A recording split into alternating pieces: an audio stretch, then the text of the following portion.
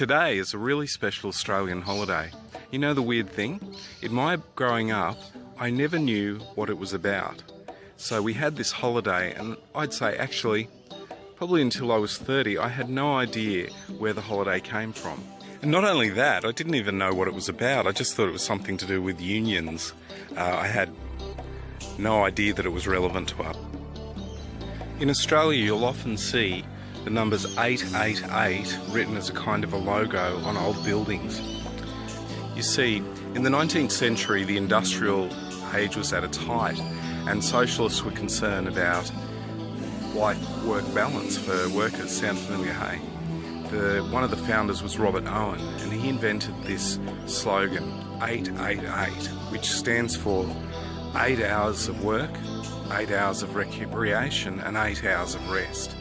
So the 24 hours of our day should be balanced. It eventually became an international movement to recognise the idea of work-life balance.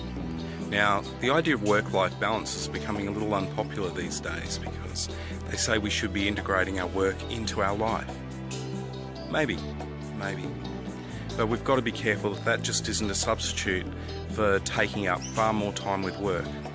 Or, conversely, spending too much time with leisure, I suppose. So I think it's all about balance, and I think that's the real message of 888. And on this Labor Day, I hope that everyone realises that it was an important movement, that it's something that people worked hard to get, our 8 hours of work a day, and it's something we should respect and not necessarily by default think that it's okay to work 10, 12, 13 hours a day and just ignore the provisions that are being provided, but then in our working contracts. But then again, also we should think about the 888 in the context of our own lives and make sure that our so-called recreation time is actually rest time, is the time for relating in families, which is what the socialists intended. And also that we do get that 8 hours sleep, which is something I'm working on. Till next time.